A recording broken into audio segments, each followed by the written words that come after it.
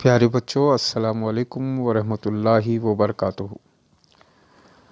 آج جماعت دہم کی درسی کتاب کے دوسرے سبق شہروں میں کوئی چاند کو ماما نہیں کہتا کہ مشغلاتی پرچہ نمبر 13 کو لے کر ہم آج آپ کے سامنے آئے ہیں۔ یہ مشغلاتی پرچہ سبق کا پہلا حصہ اس سے متعلق ہے۔ اس کے تحت دیے جانے والے سوالوں پر ہم نظر ڈالتے ہیں۔ پہلا، سمجھنا، اظہار خیال کرنا۔ اس کے تحت ذیل کی عبارت پڑھیے اور سوالوں کے مناسب جواب لکھیے۔ یہاں آپ کو ایک پیراگراف دیا گیا ہے جو آپ کے سبق کا پہلا حصہ ہے۔ اس پیراگراف کو آپ اچھی طرح پڑھیے، 1 سے 2 مرتبہ سمجھیے اور اس کے تحت نیچے دیے جانے والے سوالوں کے آپ کو مناسب جواب لکھنا ہے۔ پیراگراف کچھ یوں ہے: یہ مصرع میری سمجھ میں اس وقت آیا جب میں شہر آ کر بس گیا اور شہر کی آب و ہوا، مزاج اور معاملات سے مانوس بھی ہو گیا۔ یہاں آ کر یہ بات بھی سمجھ میں آئی کہ شہر میں آدمی وہ تمام باتیں بھول جاتا ہے جو اسے گاؤں کا مدرسہ اور گاؤں کی چوپالیں سکھاتی ہیں، اور یہ بھی ضروری ہے کیونکہ شہر کے اپنے قوانین ہوتے ہیں اور اپنا مزاج ہوتا ہے۔ گاؤں اور شہر کے رسم و رواج اور رہن سہن میں بھی بہت فرق ہوتا ہے۔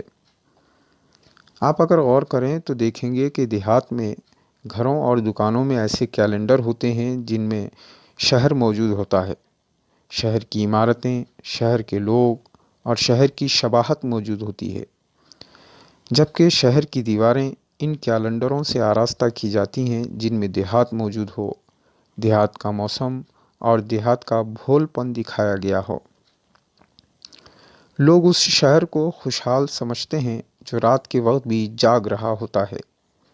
میں گاؤں میں اکثر سوچتا رہتا تھا کہ شہر میں لوگ چاند کو غیر ضروری سی چیز کیوں سمجھتے ہیں۔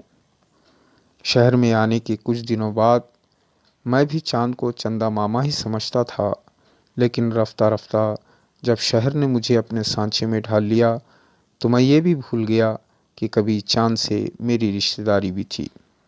تو آئیے یہ پیراگراف کو پڑھنے کے بعد، اس کو سمجھنے کے بعد نیچے دیے گئے سوالات کے جوابات لکھنا ہوگا۔ اس عبارت کے تحت 4 سوالات دیے گئے ہیں۔ ان سوالات میں چند سوالات جرنل سے ہیں جن کو آپ اپنی معلومات کا سہارا لیتے ہوئے بھی اپنے الفاظ میں لکھ سکتے ہیں۔ جیسے سوال نمبر 1، گاؤں کے مدرسے اور گاؤں کی چوپالیں کون سی باتیں سیکھنے کو ملتی ہیں؟ یعنی ابھی آپ نے جو اوپر پیراگراف پڑھا، سمجھا، اس کو نظر میں رکھتے ہوئے آپ کو اس سوال کا جواب لکھنا ہے کہ گاؤں کے مدرسے اور گاؤں کی چوپالوں سے کون سی باتیں سیکھنے کو ملتی ہیں۔ اور وہیں سوال نمبر B، دوسرا سوال ہے، گاؤں اور شہر کے رہن سہن میں کیا فرق پایا جاتا ہے؟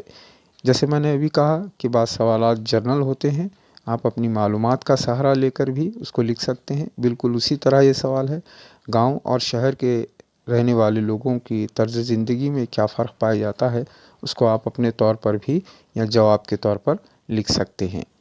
آئیے تیسرا سوال، چاند کو فراموش کرنے کی کیا وجہ تھی؟ جیسے ابھی ہم نے اوپر پیراگراف میں پڑھا کہ جب تک مصنف گاؤں میں تھا تو اس نے چاند سے اپنی رشتہ داری کو برقرار رکھی، لیکن جب وہ شہر آ گیا تو اس کی اپنی مصروفیت نے اسے شہر کے سانچے میں ڈھال لینے پر خود کو مجبور کیا، تو اس نے محسوس کیا کہ چاند سے اس کی رشتہ داری اب نہیں رہی۔ تو کیا وجہ تھی؟ آپ کو اپنے طور پر اس کا جواب لکھنا ہے۔ اور چوتھا سوال ہے، گاؤں اور شہر کے گھر اور دکانیں کس طرح کے مناظر سے بھری ہوتی ہیں؟ ابھی آپ نے سنا کس طرح کے مناظر گاؤں کے دیواریں، دکانات وغیرہ کس طرح کے کیلنڈروں سے سجی ہوتی ہیں، تو اس کا جواب آپ اوپر کے پیراگراف سے ڈھونڈ کر لکھ سکتے ہیں۔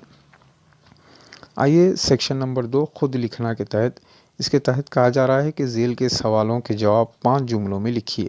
5 جملوں میں اس کے جوابات آپ کو لکھنا ہے۔ گاؤں میں، پہلا سوال ہے، گاؤں میں چاند کو ضروری اور شہروں میں غیر ضروری چیز کیوں سمجھتے ہیں؟